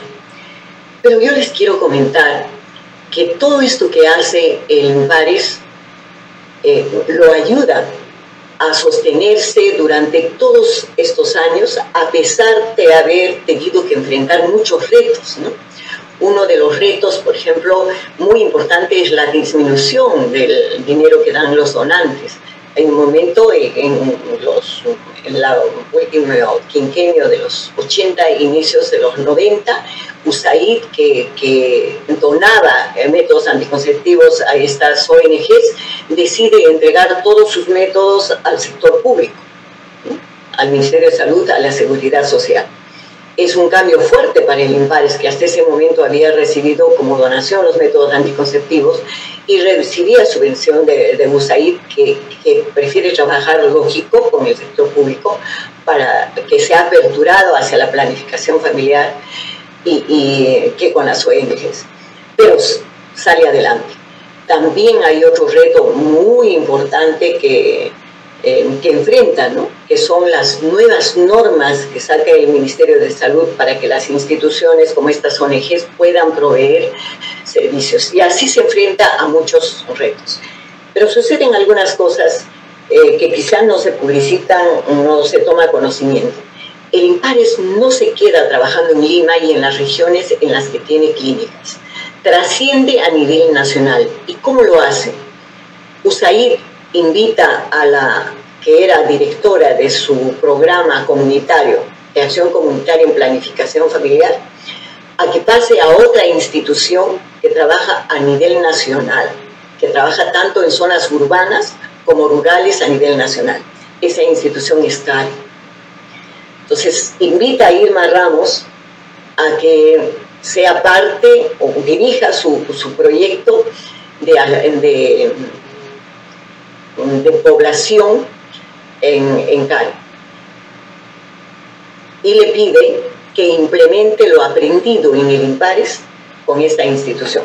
Es así que las metodologías, el trabajo comunitario, el trabajo con promotores, la capacitación para obstetras, la capacitación sin letras que trabajamos en el INPARES, estos son llevados a nivel nacional a través de CARE, en el trabajo con promotores y con proveedores, con algunas modificaciones. Por supuesto, en las zonas rurales no hay clínicas y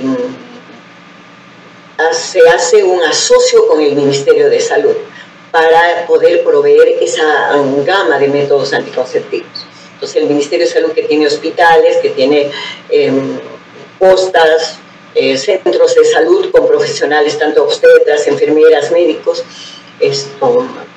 toma este reto y tenemos que a nivel nacional, desde el año 93 en que nace este proyecto con CARE, hasta el 2013 se trabaja. Durante toda esta temporada evoluciona también este programa que tiene CARE, que es una expansión del trabajo hecho por Impares. Al inicio hace solo planificación familiar, entra al tema de salud materna, pero fundamentalmente también ve la necesidad, como el Impares, del trabajo con jóvenes. Se implementa entre CARE, en asocio entre CARE y el Ministerio de Salud, los centros de atención integral para adolescentes, con énfasis en salud sexual y reproductiva. Además se forman los comités de salud, se trabaja escuelas saludables, comunidades saludables, etc. Pero es bueno reconocer que esto también es una expansión del trabajo que hace Impares. La siguiente, por favor. Bueno, y comentarles que hasta ahora estamos trabajando con el Ministerio de Salud. En este momento el Impares tiene proyectos muy interesantes que está trabajando en asocio con el MINSA y otras instituciones. Un aspecto que trabaja muy intensamente el Impares como parte de su intervención en salud sexual y reproductiva es esos cambios que hace, ¿no? Entra con planificación familiar, luego introduce en sus servicios el tema de sexualidad, la consejería, etcétera, y luego habla de derechos sexuales y reproductivos antes del año 94, ¿no? En que el gobierno se compromete a tener ese enfoque. Creo que esta evolución es muy importante y la hace una institución que es referente en el tema de salud sexual y reproductiva, en el tema de derechos, que sigue siendo una entidad infaltable en las plataformas de trabajo en estas áreas de salud. Pero decía yo que le da mucho énfasis a la comunicación y capacitación, porque sabe que de eso depende realmente que las usuarias reciban una buena calidad de atención y se disipen los temores que hay en la implementación de los métodos anticonceptivos. Ustedes saben que hay muchas barreras relacionadas con la salud sexual y reproductiva, con el trabajo con jóvenes, con el uso de métodos anticonceptivos. Entonces, ¿cómo luchar contra este problema? La comunicación, la capacitación. Entonces, no solamente trabaja con universidades, colegios profesionales, sino que hace eventos públicos masivos, y ahí vienen los congresos.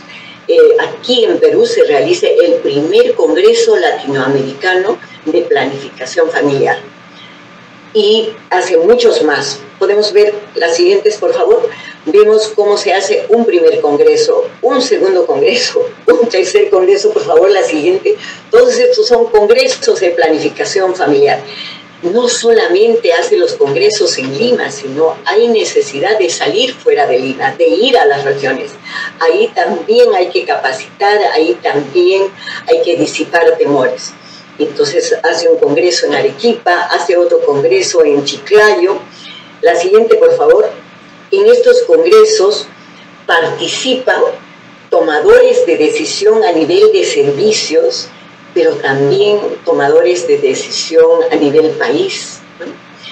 Y bueno, en el año 95, en uno de sus congresos, el presidente Fujimori anuncia que los métodos quirúrgicos serían convertidos en métodos, ya no en métodos solamente de alto riesgo materno, sino en métodos de planificación familiar. Lamentablemente en su aplicación sucedieron muchas cosas, pero esto fue un avance muy interesante también debido al trabajo de advocacy que hacía el Impares y el trabajo de capacitación que hace. La siguiente, por favor. Aquí tenemos otro congreso peruano. Adelante. La siguiente, por favor. Bueno, en el campo de la salud reproductiva se debe reconocer el papel de la zona que las ONGs han desempeñado. no solo en la prestación de servicios, sino también en el apoyo que brindan a la población con el propósito de que ésta desarrolle su capacidad para la toma de decisiones en el nivel local. Hablamos mucho de empoderamiento de la mujer, del trabajo que se debe hacer con cada usuaria, con cada usuario que se acerque al INPARES. En este momento el INPARES está enfocado en trabajar educación sexual integral, defender los avances que se han hecho y que en el INPARES tuvo una intervención determinante en años anteriores para estos avances. En este momento defendemos cuando hay aspectos de algunas leyes que ponen en peligro esta posibilidad que deben de tener las niñas y los niños de recibir desde muy temprana una educación sexual integral que les permite no solamente tener conocimiento de su cuerpo, control de su cuerpo, sino desterrar problemas como la violencia, las violaciones, la inequidad de género, enseñarles a que respeten a los demás, tenga la diversidad que tenga en los diferentes aspectos que se puedan presentar y también a poder tener la capacidad de negociar en cualquier situación en la salud sexual y reproductiva, a prevenir embarazos no deseados, a proteger sus proyectos de vida, como nos los han explicado nuestros ponentes hoy día. Tienen un impacto muy importante. Un embarazo no planificado realmente deteriora tremendamente las posibilidades de desarrollo de las niñas y de los niños, especialmente de las niñas. También esto puede ayudar muchísimo en el tema de violencia. Somos uno de los países en los cuales se presenta tanta violencia. Y llegamos a niveles muy altos de feminicidio y debemos de trabajar. En este momento nosotros estamos defendiendo la educación sexual integral a través de proyectos, estamos haciendo intervenciones en Lima y en provincias, estamos capacitando periodistas para que se unan a nosotros en esta defensa, capacitando maestros. Hemos formado nuestra primera red de maestros defensores de la educación sexual integral. Estamos formando la primera red de alumnos defensores de la educación sexual integral, porque creemos que esa es la base para que se pueda ejercer los derechos sexuales y reproductivos. También en este momento estamos trabajando otros proyectos muy interesantes, como el hacer un rediseño de los centros de adolescentes. Lo estamos trabajando con el Ministerio de Salud y con UNFA para que los servicios de salud sexual y reproductiva realmente sean accesibles a los jóvenes. Otro tema que estamos trabajando con el Ministerio de Salud, que es un gran socio del INPARES, es el trabajo con migrantes y con otras poblaciones vulnerables.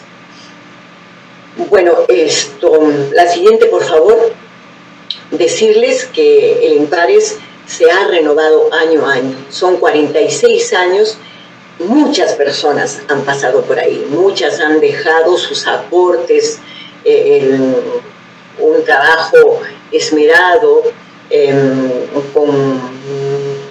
con mucha vocación de servicio. Hoy este INPARES nos dice: estamos listos para cuidarte, para informarte, para empoderarte. Y es una institución moderna. La siguiente, por favor.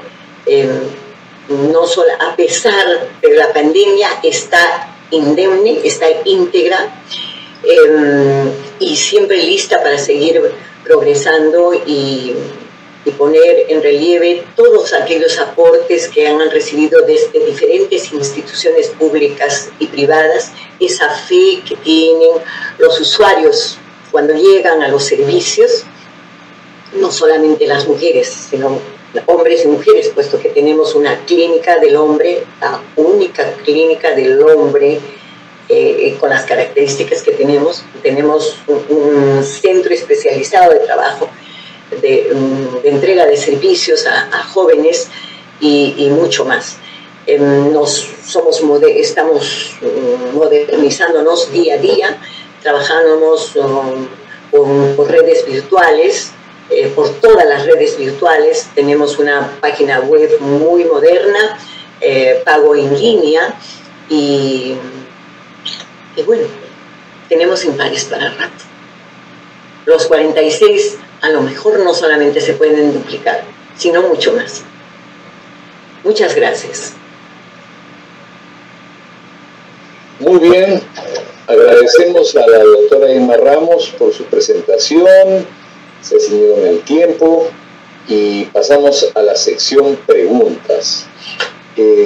Milka Dínez no nos va a acompañar en este momento porque ha tenido un asunto, una emergencia familiar, y ha tenido que abandonar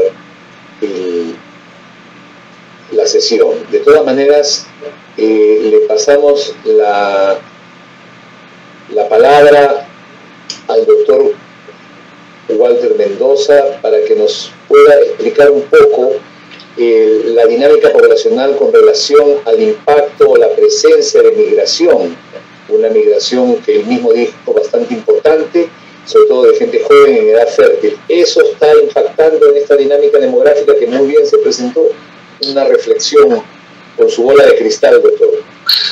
Gracias. En realidad es una bola, actualmente hay incertidumbres varias, ¿no?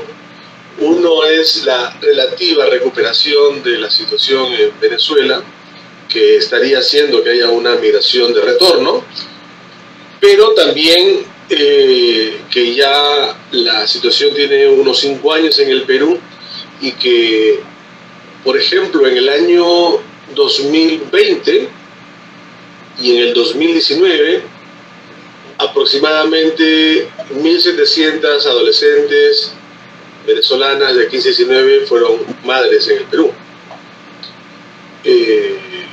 con parejas peruanas, la mayoría de ellas,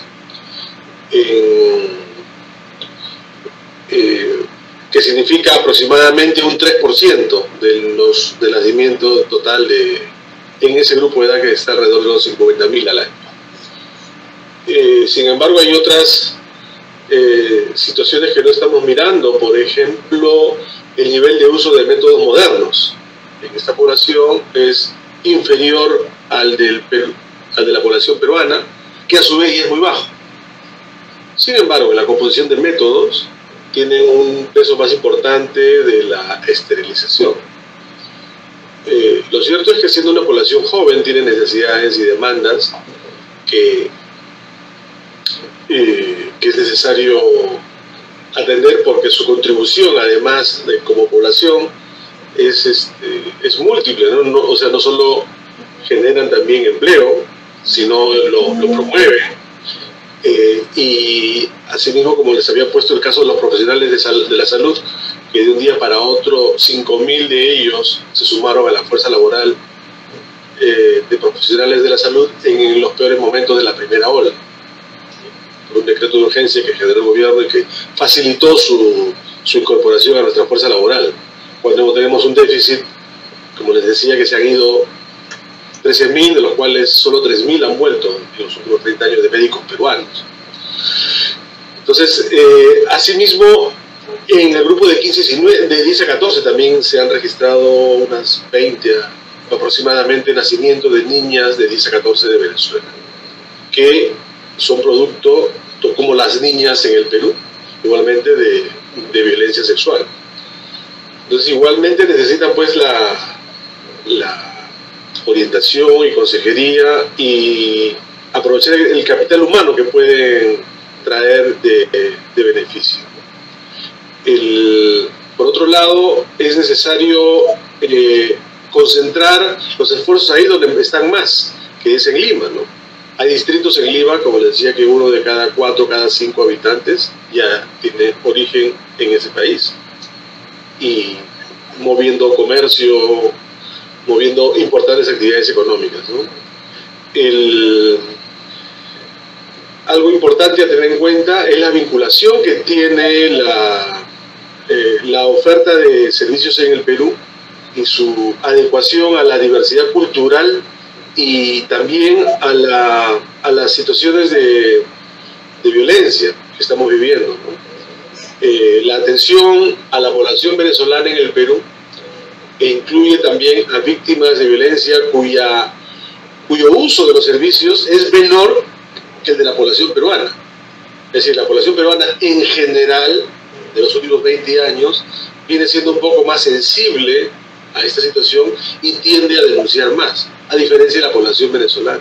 Probablemente por casos de maltrato o experiencias negativas que hubieran tenido en los servicios, ¿no? Pero en todo caso, creo que el panorama de la migración en el Perú reciente es semejante al que han vivido también otros países, ¿no? Argentina o Chile, del cual en los últimos 20, 30 años han emigrado también cientos de miles de mujeres peruanas. Entonces, también lecciones que compartir y aprender de esas experiencias, ¿no? Eso es lo que tengo que decir. Gracias. Entonces te escucha, Daniel. Perdón. Tenemos una pregunta para el doctor César Guzmán. Agradecemos al doctor Walter Mendoza. El doctor César Guzmán le preguntaría, en su experiencia desde APROSAMI, tuvieron múltiples barreras y temores para el uso de métodos modernos, la píldora, inyectables, el DIU, y uno de ellos es la probable relación de anticoncepción y cáncer. Píldoras y cáncer, inyectables y cáncer, cáncer de mama, cáncer de endometrio, cáncer ginecológico. ¿Qué nos puede comentar sobre esto en su experiencia y qué nos dice la ciencia y la evidencia? Bien, gracias por la pregunta. Efectivamente, han habido numerosas y diversas formas de problemas y complicaciones en el manejo de la anticoncepción.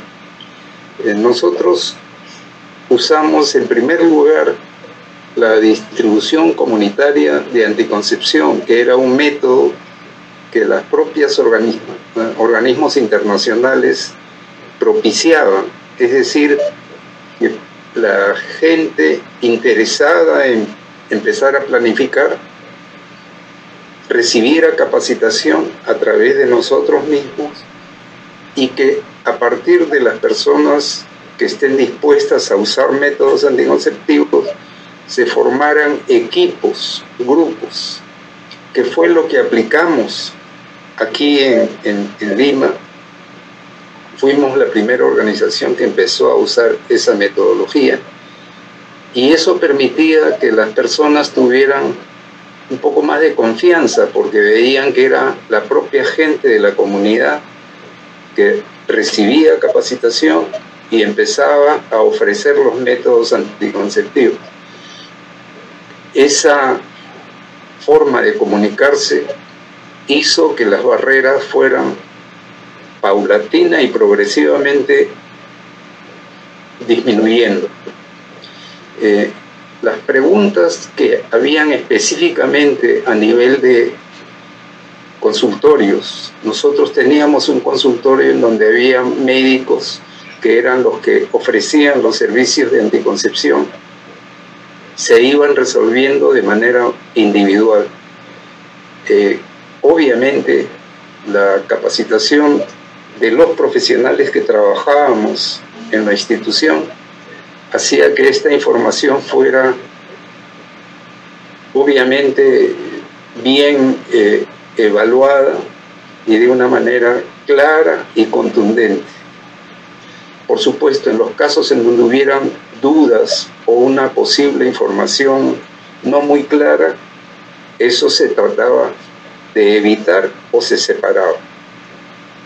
En general, creo que el trabajo con la comunidad, que desde el comienzo, desde que APROSAMI empezó a trabajar, permitió empezar a tener una llegada más amplia, más difusa y más permanente. Esa podría ser una parte de la respuesta. Obviamente, cuando había métodos anticonceptivos que pudieran ofrecer dudas o que no tenían información precisa, era retirado de su uso, no se usaba. Tomábamos la decisión a nivel de los profesionales. Muy bien, muchas gracias. Tenemos una pregunta para la doctora Irma Ramos.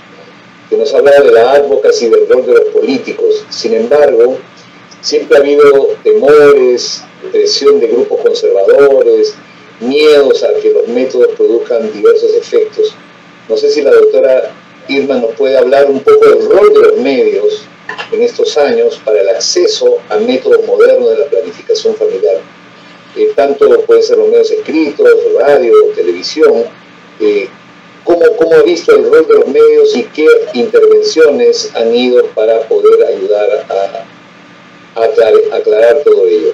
No sé si su cámara se prendió. Doctora, vamos, debe presionar los dos botones. Sí, está bien. Perfecto. Bueno, todos conocemos el poder de los medios de comunicación. Es muy importante trabajar con los periodistas de los diferentes medios, tanto los televisivos, los radiales, como los escritos y como ahora los virtuales, ¿no? Que ahora tenemos muchos medios de comunicación, que muchas personas tienen su canal, tienen su radio, etc. Ya no es tan fácil hablar con esto, trabajar con los medios de comunicación. Sin embargo, en la experiencia del INPARES fue muy importante trabajar con periodistas.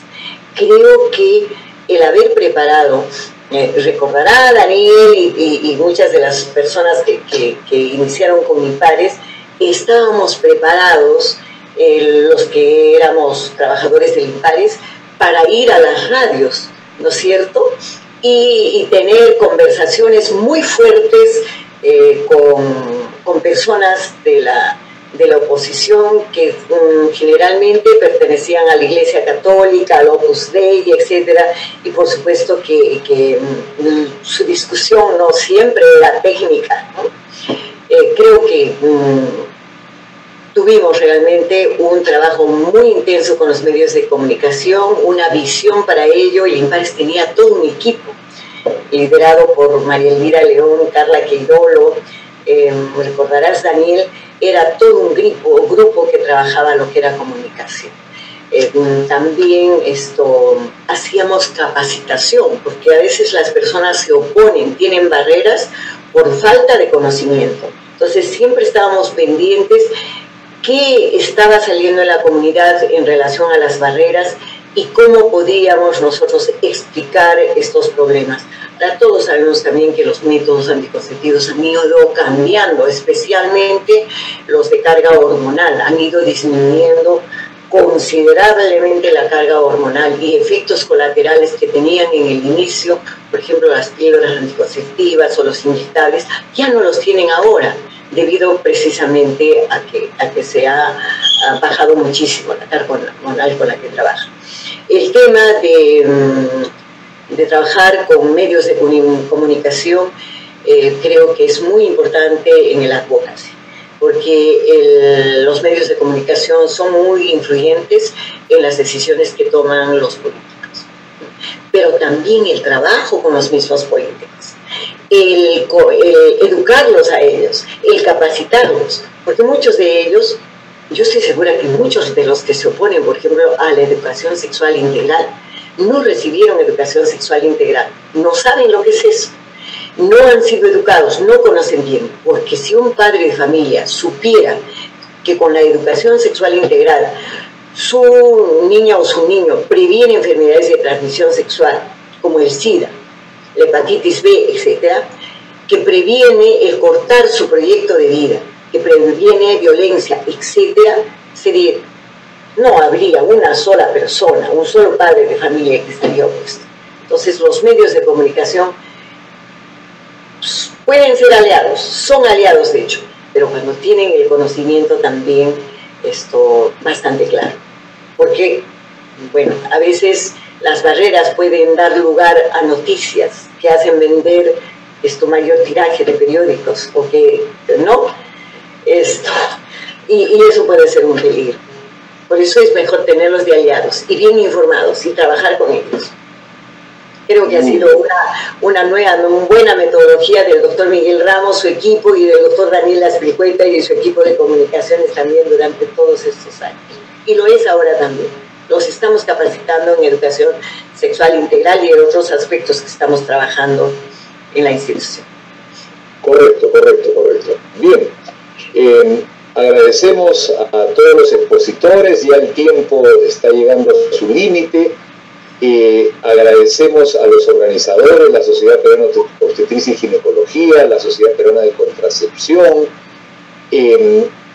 Recordarle que estamos en una metodología científica. La anticoncepción es un avance científico, sin embargo, con un enorme impacto social, como lo han mostrado Milka Diner con su presentación, Walter Mendoza, el doctor César Guzmán, Irma Ramos, en diferentes miradas, como una metodología científica que regula la fecundidad en diferentes momentos ha ocasionado temores.